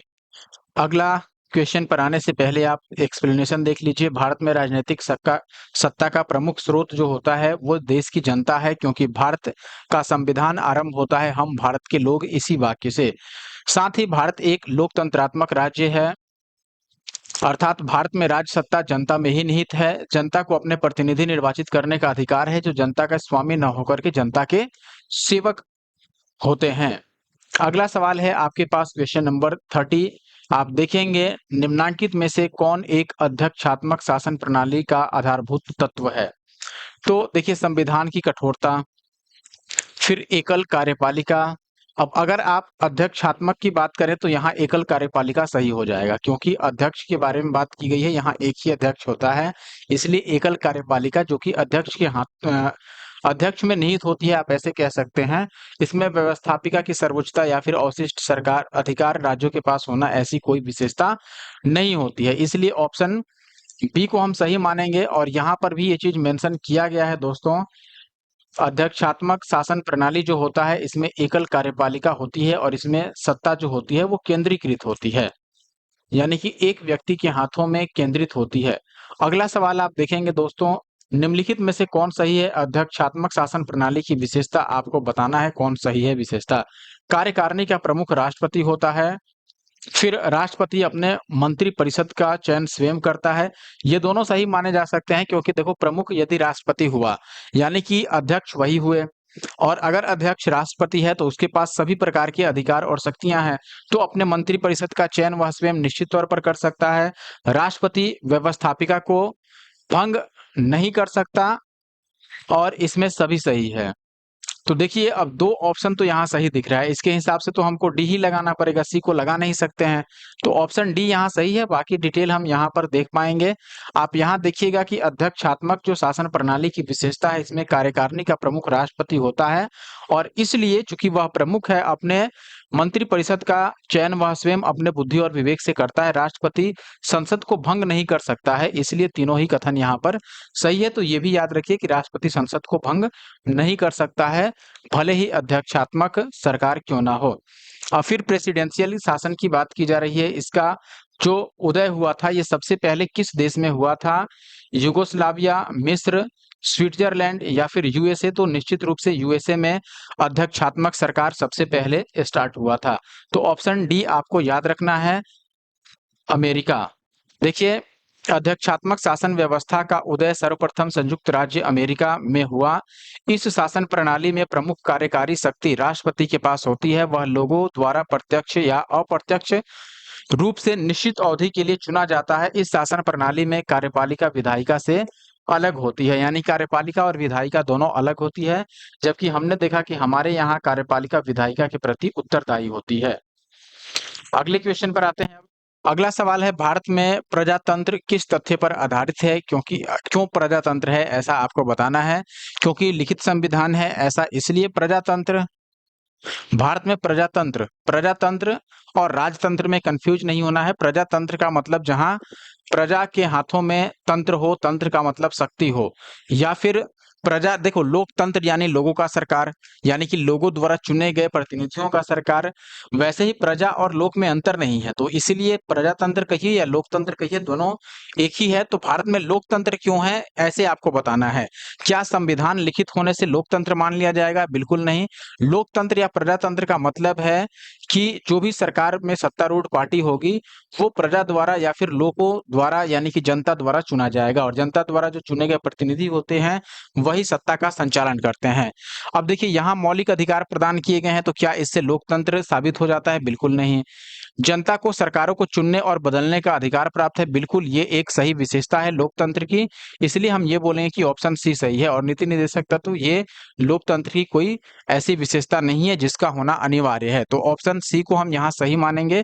ये बात आप यहाँ देख सकते हैं, भारत में प्रजातंत्र इस तथ्य पर आधारित है कि जनता को सरकार चुनने और बदलने का अधिकार है, अर्थात जनता अपने मतदान के अधिकार के द्वारा ही प्रतिनिधियों का चुनाव करती है जो शासन या सत्ता का संचालन करते हैं। और ये प्रतिनिधि जब जनता के कल्याण एवं शासन सत्ता का संचालन सही या उचित तरीके से नहीं करते हैं, तब जनता इनको चुनाव द्वारा या चुनाव के समय सत्तारूढ़ या फिर जो भी दल या सरकार के अंतर्गत शासन चलता है उसको पराजित करके उसको हटा सकती है। तो ये अधिकार जनता के हाथों में है, इसलिए जनता को या फिर यहाँ की सरकार को लोकतंत्रात्मक कहा जाता है। लोकतंत्र का उत्कृष्ट गुण यह है कि वह क्रियाशील बनाता है किसको? लोकतंत्र किसको क्रियाशील बनाता है ये आपको बताना है। ऑप्शन है साधारण पुरुषों और महिलाओं की बुद्धि और चरित्र को, अगला है कार्यपालक नेतृत्व को सशक्त बनाने वाली पद्धतियों को, और तीसरा है गतिशीलता और दूरदर्शिता से युक्त बेहतर व्यक्ति को, या फिर समर्पित दलीय कार्यकर्ताओं के एक समूह को। देखिए ध्यान दीजिएगा, लोकतंत्र में किसकी आवश्यकता है इनमें से सबसे अधिक? बताओ, लोकतंत्र में क्या नेतृत्व करने वाले व्यक्ति की आवश्यकता है सबसे अधिक, या फिर गतिशीलता और दूरदर्शिता से युक्त एक बेहतर व्यक्ति की, या फिर समर्पित दलीय कार्यकर्ताओं की, या पुरुष और महिलाओं की? देखिए लोकतंत्र में चूंकि प्रतिनिधि या फिर सरकार बनाने का अधिकार जनता में रहता है, इसलिए यहाँ जनता की अधिक भागीदारी है और जनता को अधिक मजबूत और बुद्धि से चाहे चरित्र से किसी भी तरह से उसको मजबूत बनाना, ये किसका कार्य है? लोकतंत्र का। और लोकतंत्र में यह आवश्यक है कि जनता की भागीदारी सुनिश्चित हो सके, इसलिए हम ऑप्शन ए को चूज करेंगे, क्योंकि यहाँ साधारण पुरुष और महिलाओं की बात की गई है। तो ये सभी जनता के लिए लागू होता है, किसी भी प्रकार की जनता हो वहां पुरुष और महिलाओं की भागीदारी होनी चाहिए, इसलिए ऑप्शन ए को हम चूज करेंगे। आप बाकी एक्सप्लेनेशन में देख सकते हैं क्या दिया गया है। लोकतंत्र का उत्कृष्ट गुण यह है कि वह साधारण पुरुषों और महिलाओं की बुद्धि चरित्र को क्रियाशील बनाता है। लोकतंत्र में सामान्य नागरिकों की समुदाय में पर्याप्त भागीदारी की अपेक्षा होती है। एक अच्छे नागरिक की सक्रिय भागीदारी स्वस्थ समाज के निर्माण के लिए महत्वपूर्ण है। चूंकि लोकतंत्र को अच्छे नागरिक की जरूरत होती है, इसलिए वह अच्छे व्यक्ति का विकास करता है। लोकतांत्रिक नागरिकता एक बौद्धिक कार्य है जिसमें आम लोगों को राजनीतिक मुद्दों और उम्मीदवारों के बारे में निरंतर निर्णय लेने की जरूरत होती है। इन निर्णय के लिए नागरिक एक दूसरे से बातचीत करते हैं, एक दूसरे को सीखते हैं और सिखाते हैं और साथ ही अपनी बुद्धि को विकसित करते हैं। नेक्स्ट क्वेश्चन है अपने पास, भारत एक गणतंत्र है, इसका अर्थ क्या है? सभी मामलों में अंतिम अधिकार जनता के पास है, या फिर भारत में संसदीय शासन नहीं है? देखिए, संसदीय शासन तो है। भारत में वंशानुगत शासन नहीं है, बिल्कुल नहीं है। भारत राज्यों का संघ है। देखिए, भारत राज्यों का संघ है, ये भी ठीक है। जनता के पास अधिकार है, ये भी ठीक है, लेकिन गणतंत्र क्यों है? देखिए, गणतंत्र में आपको ये पता होगा कि जनता द्वारा निर्वाचित किए जाते हैं सदस्यों को, चाहे वो कार्यपालिका का सदस्य हो, विधायिका को हो, कहीं का भी हो, लेकिन जनता के द्वारा चयन किया जाता है। तो यहाँ हम ये कहेंगे कि भारत में जो शासन है, शासन में जो भी व्यक्ति, जो भी जनप्रतिनिधि रहते हैं, वो जनता द्वारा चुने जाते हैं। तो हम ये कहेंगे कि गणतंत्र में ये फिक्स है कि भाई जो शासन में रहेंगे वो वंशानुगत नहीं होगा, यानी वंशानुगत शासन का प्रावधान यहाँ पर नहीं है। इसलिए हम बोलेंगे ऑप्शन सी जो है दोस्तों, ये बिल्कुल सही उत्तर है। आप देख भी सकते हैं दोस्तों, यहाँ पर ये क्लियरली मेंशन है कि गणतंत्र का आशय यह है कि राष्ट्र का प्रधान निर्वाचित होगा, चाहे वह प्रत्यक्ष रूप से हो या अप्रत्यक्ष रूप से हो, लेकिन निर्वाचित होगा। वह वंशानुगत नहीं हो सकता है। भारत में राष्ट्र का प्रधान अर्थात राष्ट्रपति निर्वाचित होता है। इस प्रकार भारत एक गणतंत्र है। अगला क्वेश्चन है, भारत एक गणतंत्र है जिसमें अंतर्निहित है, यानी कि भारत एक गणतंत्र है, इस लाइन का अर्थ क्या आप समझ रहे हैं, ये आपको बताना है। पहला ऑप्शन आपके पास है दोस्तों, राज्य का अध्यक्ष निर्वाचित होता है। दूसरा है देश स्वतंत्र है, और तीसरा देश में एक जनतांत्रिक व्यवस्था की सरकार है, और चौथा है देश में अंतिम सत्ता जो है वो संसद में निहित है। अब देखिएगा, हमने ऊपर भी ये पढ़ा था कि गणतंत्र का अर्थ क्या है, कि राष्ट्र का प्रधान निर्वाचित होगा, और यही इसका सही उत्तर है ऑप्शन ए। राज्य का जो अध्यक्ष होगा या प्रधान होगा वह निर्वाचित होगा, चाहे वह अध्यक्ष अप्रत्यक्ष रूप से निर्वाचित हो या फिर प्रत्यक्ष रूप से। So that option A is the answer of the question number 36। Next question देखिए, यहाँ आपसे पूछा जा रहा है, निम्नलिखित में से किनसे विनिर्धारित होता है कि भारत का संविधान जो है वो परिसंघीय है? देखिए, परिसंघीय का मतलब होता है शक्ति का बंटवारा दो या अधिक संस्थानों या फिर दो या अधिक राज्यों, आप कह सकते हैं, या दो या अधिक इकाइयों के बीच में किया जाए, यानी कि शक्ति का विभाजन होना चाहिए। एक व्यक्ति या फिर एक इकाई के हाथ में पूरी तरीके से शक्ति नहीं होना चाहिए, उसको संघीय राज्य कहा जाता है। आप देखेंगे संविधान लिखित और अनम्य है, क्या इससे ये पता चलता है कि यह परिसंघीय है? बिल्कुल नहीं। न्यायपालिका स्वतंत्र है, क्या इससे ये ज्ञात होता है कि संविधान परिसंघीय है? बिल्कुल नहीं। अवशिष्ट शक्तियों का केंद्र में निहित होना, देखिए केंद्र में निहित होना, यहाँ पर केवल एक जगह शक्ति रखने की बात की गई है, ऐसा नहीं है, शक्ति के विभाजन की बात नहीं की गई है, तो ये भी गलत है। केंद्र और राज्यों के बीच शक्तियों का बंटवारा या फिर वितरण, तो ऑप्शन डी यहाँ पर सही है, क्योंकि परिसंघ का अर्थ ही यही है कि शक्तियों का विभाजन किया जाए। आप देख सकते हैं यहाँ पर एक्सप्लेनेशन में क्लियरली मेंशन है कि कोई राज्य संघात्मक है अथवा एकात्मक। यह संविधान द्वारा संघ और राज्यों के बीच शक्तियों के विभाजन के आधार पर जाना जाता है। यदि संघ और राज्यों के मध्य शक्तियों का विभाजन है तो उस राज्य को संघीय राज्य कहा जाता है, और भारत में ऐसा है, संघ और राज्य के बीच शक्तियों का विभाजन है, इसलिए इसको हम संघीय राज्य बोलेंगे। भारत का संविधान परिसंघीय है क्योंकि यहाँ पर केंद्रों और राज्यों के बीच शक्तियों का वितरण किया गया है। अगला सवाल आप देख सकते हैं, यहाँ पूछा गया है, संविधान कैसा है भारत का? कठोर है, लचीला है, न कठोर न लचीला, या अंशतः कठोर और अंशतः लचीला? तो देखिए, ये भारत का जो संविधान है वो दोनों ही है, यानी कठोर भी है और लचीला भी है, लेकिन ना तो पूर्णतः कठोर है और ना ही पूर्ण रूप से लचीला है। इसलिए हम ये बोलेंगे कि यह अंशतः कठोर है और अंशतः लचीला है। तो ऑप्शन डी यहाँ पर सही उत्तर हुआ। आप देख सकते हैं, भारतीय संविधान को कठोर और नम्य का मिश्रण माना जाता है, यानी कि यह कठोर भी है और लचीला भी है। अतः यह अंशतः कठोर और अंशतः लचीला संविधान है। इसके कतिपय उपबंधों को संसद द्वारा साधारण बहुमत से ही संशोधित किया जाता है। यानी कि ऐसा नहीं है कि कोई उपबंध ऐसा है जो बहुत कठोर है तो उसको अब चेंज नहीं किया जा सकता, बहुत साधारण बहुमत से ही उसको संसद द्वारा संशोधित किया जाता है। जबकि कुछ ऐसे भी उपबंध हैं जिसके लिए अनुच्छेद 368 के अधीन 2/3 बहुमत की आवश्यकता होती है, यानी कि उसमें संशोधन करने के लिए। कुछ विशिष्ट उपबंध ऐसे भी हैं जिनमें संशोधन के लिए संसद के विशेष बहुमत के अतिरिक्त आधे से अन्यून राज्यों के विधानमंडलों का अनुसमर्थन भी आवश्यक होता है। तो इसलिए ऑप्शन डी को हम यहाँ पर सही मान रहे हैं।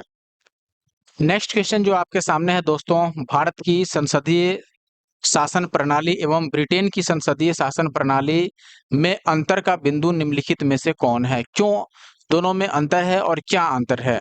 हमने कई बार देखा भी था, एक तो सामूहिक उत्तरदायित्व, ये बिल्कुल नहीं है, दोनों ही जगह ये है। व्यवस्था, न्यायिक समीक्षा, इंग्लैंड में ऐसी व्यवस्था बिल्कुल नहीं है न्यायिक समीक्षा की, जबकि भारत में न्यायिक समीक्षा की व्यवस्था है। द्विसदनात्मक व्यवस्थापिका ये ब्रिटेन में भी है, इसलिए इसको सही नहीं मानेंगे। और वास्तविक एवं नाम मात्र की कार्यपालिका ये दोनों जगह है, तो ये अंतर नहीं है। सो दैट ऑप्शन बी जो है वो सही उत्तर है, न्यायिक समीक्षा। आप देखेंगे दोस्तों यहाँ क्या लिखा गया है, ब्रिटिश संसद लिखित संविधान के अभाव में संप्रभु निकाय है, यानी कि संप्रभु तो है लेकिन संविधान लिखित नहीं है। जबकि भारतीय संसद की शक्तियां एवं कार्य प्रणाली संविधान की सीमाओं के अधीन है, जिनकी न्यायिक समीक्षा भी की जाती है। नेक्स्ट क्वेश्चन यानी कि क्वेश्चन नंबर 40 की अगर हम बात करते हैं दोस्तों, यहाँ पे आप देखेंगे क्वेश्चन आपसे पूछा गया है, निम्न कथनों पर विचार कीजिए और अंत में दिए गए कोट से सही उत्तर का चयन कीजिए। पहला कथन आपके पास है, भारत के संविधान में एक संघीय प्रणाली का प्रावधान है। तो भारत के संविधान में संघीय प्रणाली है, ये बात तो सही है, हमने पिछले क्वेश्चन में भी एक देखा था। ठीक पिछला क्वेश्चन नहीं, लेकिन इस वीडियो में हमने देखा है। दूसरा कह रहा है, कारण इसका बताया गया है कि उसने एक बहुत शक्तिशाली केंद्र की रचना की है। किसने? भारतीय संविधान ने। तो देखिए, शक्तिशाली केंद्र जरूर है, लेकिन क्या केंद्र के शक्तिशाली होने से हम ये कहेंगे कि संविधान संघीय हो गया? बिल्कुल नहीं। संघीय का मतलब हमने क्या पढ़ा था दोस्तों? संघीय का मतलब होता है शक्ति का बंटवारा या फिर विभाजन। तो शक्ति का विभाजन केंद्रों और राज्यों के बीच में होना, केंद्र और राज्यों के बीच में शक्ति का विभाजन होना, इसी को हम संघीय संविधान या परिसंघीय संविधान कहते हैं। तो यहाँ पर संघीय प्रणाली का अर्थ है कि केंद्र और राज्य के बीच में शक्तियों का विभाजन। तो निश्चित तौर पर हम कहेंगे भले ही कथन ये दोनों ही सही है, लेकिन कारण जो है, ये जो कारण बताया गया है, ये संघीय प्रणाली का एक कारण नहीं है। तो हम ये बोले हैं कि देखो दोनों सही तो है, लेकिन ये कह रहा है कि सही स्पष्टीकरण भी है आर ए का, तो ये गलत बात हो गया यहाँ पर। दूसरा कह रहा है दोनों सही है लेकिन आर ए का सही स्पष्टीकरण नहीं है, ये बिल्कुल सही है, क्योंकि सही तो दोनों ही है। जहां एक को गलत कह रहा है वो तो ऐसे ही ऑप्शन गलत हो गया। तो ऑप्शन बी यहाँ पर सही उत्तर है। आप एक्सप्लेनेशन देख सकते हैं, यहाँ पर क्या बोला गया है, भारतीय संविधान एक संघीय प्रणाली का प्रावधान करता है क्योंकि केंद्र और राज्यों के मध्य शक्तियों का स्पष्टतः विभाजन है। यद्यपि यह पूर्ण संघ नहीं है, क्योंकि इसके कई प्रावधान एक शक्तिशाली केंद्र की रचना करते हैं, इसलिए ए और आर दोनों को सही माना जा सकता है। अगला सवाल देखिए दोस्तों, यहाँ पर भी कथन और कारण दिए गए हैं। अब कथन जो है इसमें आपको बोला गया है भारत में संघवादिता व्यवहारिक नहीं है। कारण जो है, भारत एक संघीय राज्य नहीं है। सबसे पहले अगर मैं कारण की बात करूं, हमने अभी तक कई बार पढ़ लिया कि भारत जो है वो संघीय राज्य व्यवस्था वाला राज्य है, संघीय संविधान है यहाँ पर, क्योंकि जो शक्ति है वो केंद्र और राज्यों के बीच में विभाजित की गई है। इसलिए हम ये बोलते हैं कि भारत एक संघीय राज्य है। लेकिन यहाँ नहीं बोला गया है, इसका मतलब कि आर तो गलत है। तो आर को जहां भी सही बोला गया है वो तो ऐसे ही गलत हो गया ऑप्शन। तीनों जगह पर आर को सही बोला गया है, इसीलिए हम तीनों को ही गलत कर देते हैं। तो केवल और केवल ऑप्शन सी आपके पास इकलौता ऑप्शन बचता है जिसको हम सही लगा सकते हैं, यानी कि ऑप्शन ए सही है और आर गलत है। अगला क्वेश्चन देखिएगा दोस्तों, भारतीय राज्य व्यवस्था में निम्नलिखित में से कौन सी अनिवार्य विशेषता है जो यह दर्शाती है कि उसका स्वरूप जो है वो संघीय है? आप देखिएगा, संघीय का मतलब हमने क्या पढ़ा था। देखिए, संघीय होने का या फिर संघीय होने की कई सारी विशेषताएं हैं जो आपको याद रखनी पड़ेंगी। जिसमें से पहला जो विशेषता है वो यह है कि शक्ति का बंटवारा होना। शक्ति जो है वो केंद्र और राज्यों के बीच में उसका विभाजन करना। अब कई बार आप देखिएगा कि शक्ति केंद्र और राज्यों के बीच में विभाजन तो हो गई, लेकिन कई बार किसी टॉपिक पर लेके दोनों के बीच में विवाद हो जाता है, केंद्र और राज्य में विवाद हो जाता है, चाहे वो शक्ति को लेकर के हो या किसी योजना को लेकर के हो या किसी भी प्रकार की बात को लेकर के दोनों में अगर विवाद हो जाता है, क्योंकि शक्ति तो दोनों के हाथ में है, कम हो या ज्यादा, तो आप देखेंगे ऐसे विवाद को निपटान करने के लिए निश्चित तौर पर न्यायपालिका की आवश्यकता होती है। तो ये भी एक फिक्स चीज है कि अगर संघीय व्यवस्था है तो वहां न्यायपालिका भी होनी चाहिए, और वो भी स्वतंत्र रूप से न्यायपालिका होनी चाहिए, ना वो केंद्र के हाथ में हो ना फिर राज्य के हाथ में आकर या फिर उसके अंडर में आकर काम करे। तो अगर आप ऑप्शन देखेंगे तो हमने ये तो पढ़ा था कि संघीय जो व्यवस्था है उसका अर्थ है केंद्र और राज्यों के बीच शक्ति का बंटवारा होना, ये प्रथम उद्देश्य है। आप देखेंगे कि पहली ऑप्शन में ऐसा कुछ नहीं लिखा गया है कि केंद्र और राज्य के बीच शक्तियों का बंटवारा होना, ना ही दूसरे में ऐसा कोई बात बोला है, ना ही तीसरे ऑप्शन में और ना ही चौथे में। लेकिन हमने ये देखा था कि इसमें दूसरा चीज ये भी है दोस्तों कि शक्तियों का अगर बंटवारा हो रहा है तो ऐसे में न्यायपालिका की भी आवश्यकता होती है, और वो भी स्वतंत्र न्यायपालिका होनी चाहिए। तो आप देखेंगे कि इस हिसाब से ऑप्शन ए सही हो जाएगा, क्योंकि न्यायपालिका की स्वतंत्रता आवश्यक है। न्यायपालिका अगर स्वतंत्र होगी तभी तो वह निष्पक्ष होकर के केंद्र और राज्यों के बीच के विवाद को सुलझा पाएगी। So that option A is the answer. I hope आप इस चीज को समझ पाए होंगे।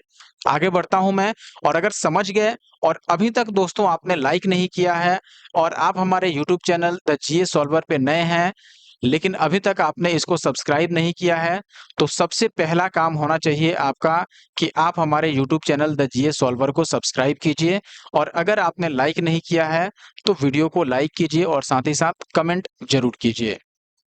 आप देखेंगे दोस्तों यहाँ पर भारतीय राज्य व्यवस्था के संघीय लक्षणों में प्रमुख क्या है, देखिए लिखित एवं कठोर संविधान, संविधान की सर्वोच्चता, ये संघीय व्यवस्था की प्रमुख विशेषताएं हैं। लिखित और कठोर संविधान, संविधान की सर्वोच्चता, केंद्र और राज्यों में शक्तियों का वितरण, न्यायपालिका की स्वतंत्रता, द्विसदनीय संसद इत्यादि।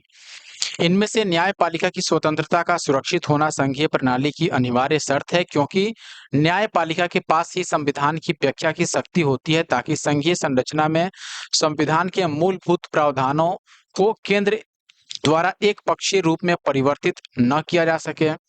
भारतीय संविधान के तहत केंद्र एवं राज्यों के बीच विवादों के संदर्भ में उच्चतम न्यायालय को आरंभिक अधिकारिता प्राप्त है। ज्ञातव्य है कि भारतीय संसद के उच्च सदन यानी राज्यसभा में राज्यों यानी कि संघटक इकाइयों के निर्वाचित प्रतिनिधि होना भी भारतीय राज्य व्यवस्था के संघीय स्वरूप को दर्शाता है। तथापि न्यायपालिका की स्वतंत्रता के लिखित संविधान न्यायपालिका की स्वतंत्रता के लिखित संविधान के तहत सुरक्षित होने को ही प्रश्नगत विकल्पों में भारतीय राज्य व्यवस्था के संघीय स्वरूप को दर्शाने वाली अनिवार्य विशेषता मानना समुचित उत्तर है। अगला सवाल आप देखिएगा, निम्न में से कौन एक भारत के संविधान का संघीय लक्षण नहीं है। आप देखेंगे संघीय जो लक्षण है या फिर संघीय जो विशेषताएं हैं, इस पर अब तक मुझे लगता है कि 10 क्वेश्चन जरूर मिल चुके हैं केवल इस वीडियो में। 10 क्वेश्चन नहीं तो 5 क्वेश्चन जरूर मिल चुके हैं जो केवल संघीय विशेषता के बारे में प्रश्न पूछते हैं। यहाँ पर ऑप्शन है आपके पास केंद्र तथा राज्यों के बीच शक्ति का बंटवारा, और यहाँ नहीं पूछा गया है, ध्यान दीजिएगा कि संघीय व्यवस्था का कौन सा इसमें एक विशेषता नहीं है। तो शक्ति का बंटवारा ये तो विशेषता है, लिखित संविधान ये भी व्यवस्था है, न्यायपालिका की स्वतंत्रता ये भी व्यवस्था है, यही पिछले क्वेश्चन में पूछा भी गया था। एकल नागरिकता ये ऐसी कोई अनिवार्य शर्त नहीं है, इसलिए ऑप्शन सी को हम गलत मानेंगे। संघीय व्यवस्था में ऐसा कोई अनिवार्य शर्त नहीं है कि एकल नागरिकता हो।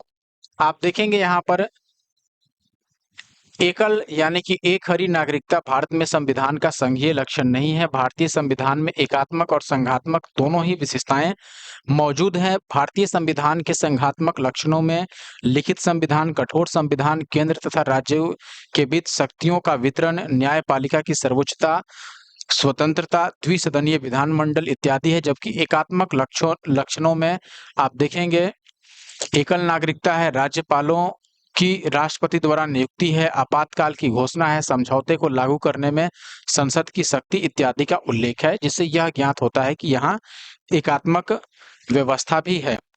नेक्स्ट क्वेश्चन देखिएगा दोस्तों, यहाँ आपसे पूछा गया है भारतीय संघीय व्यवस्था में कौन से एकात्मक तत्व पाए जाते हैं, यानी कि संघीय व्यवस्था में कौन सा एकात्मक तत्व है। देखिए लिखित संविधान, ये तो संघीय व्यवस्था का एक गुण है यानी कि लक्षण है, तो यह एकात्मक तत्व नहीं हुआ। कठोर संविधान भी संघीय व्यवस्था का ही एक तत्व है, तो ये भी एकात्मक नहीं हुआ। यहाँ संघीय व्यवस्था में एकात्मक तत्व के बारे में पूछा गया है, संविधान की सर्वोच्चता ये भी नहीं है। ये पिछले क्वेश्चन में हमने देखा था, अगर आपने ध्यान से देखा होगा तो, नहीं देखा है तो आप वीडियो पॉज करके पिछला क्वेश्चन पहले देख सकते हैं। राज्यपाल की नियुक्ति, आपको पता है कि राज्यपाल की नियुक्ति के बारे में भी हमने पढ़ा था अभी पिछले क्वेश्चन में कि राज्यपाल की जो नियुक्ति है ये एकात्मक तत्व को दिखाता है, क्योंकि ये नियुक्ति राष्ट्रपति द्वारा की जाती है, तो यह एकात्मक तत्व है। इसमें कहीं भी विभाजन की बात नहीं है, ये अधिकार केवल राष्ट्रपति को है, इसलिए यह एकात्मक तत्व है। तो राज्यपाल की नियुक्ति। अब एक चीज और है कि अगर पहला दूसरा तीसरा गलत है तो ये जहां भी सही दिया गया है, जैसे इसमें पहला सही दिया गया है, इसमें दूसरा सही दिया गया है, इसमें भी दूसरा सही दिया गया है, तो ये तीनों तो ऐसे ही गलत हो जाते हैं। लेकिन अभी भी दो ऑप्शन है हमारे पास। अब देखिए चौथा तो सही हो गया, शक्तियों का विकेंद्रीकरण। शक्तियों का विकेंद्रीकरण ये तो संघीय व्यवस्था का एक गुण है कि शक्ति को राज्य और केंद्र के बीच में बंटवारा कर दिया जाए, तो ये संघीय व्यवस्था का गुण है, न कि एकात्मक तत्व है। फिर राज्य विधेयकों पर राष्ट्रपति की स्वीकृति, ये एकात्मक होगा क्योंकि राष्ट्रपति की स्वीकृति, तो ये भी एकात्मकता को दर्शाता है क्योंकि राष्ट्रपति की स्वीकृति यानी एकल व्यक्ति की स्वीकृति है इसमें।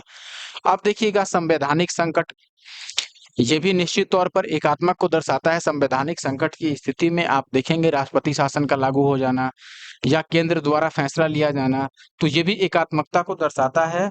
आखिरी जो है सर्वोच्च न्यायालय, ये चूंकि सभी के लिए काम करता है एक समान रूप से, तो इसको हम नहीं चयन करेंगे।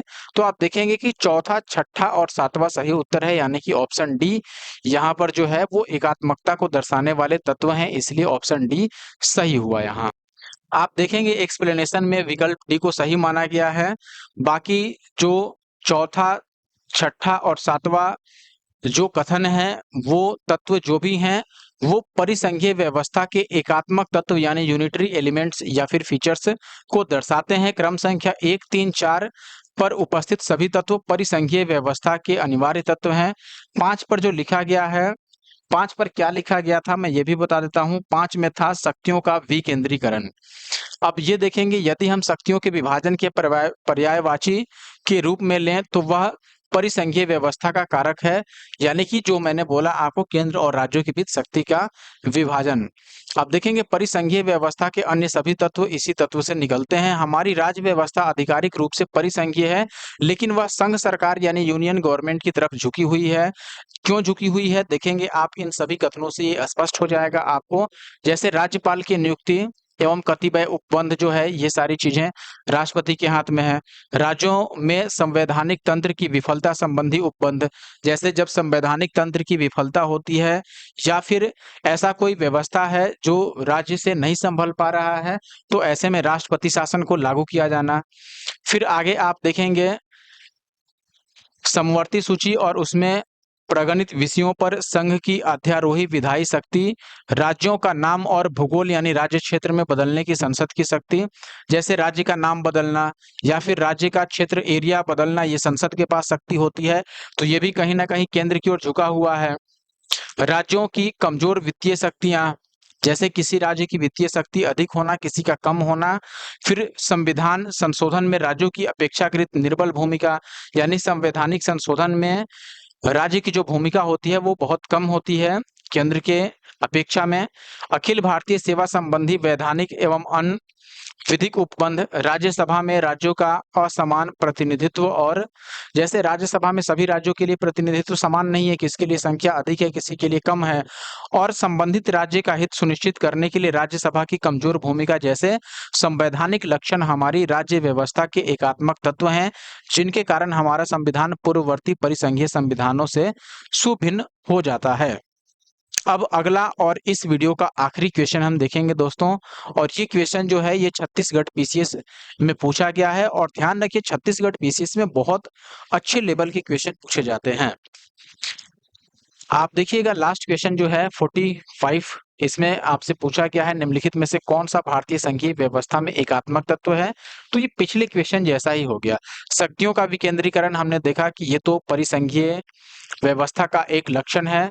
हमसे एकात्मक तत्व पूछा जा रहा है। राज्यपाल की नियुक्ति एकात्मक है, बिल्कुल, क्योंकि ये राष्ट्रपति द्वारा होता है।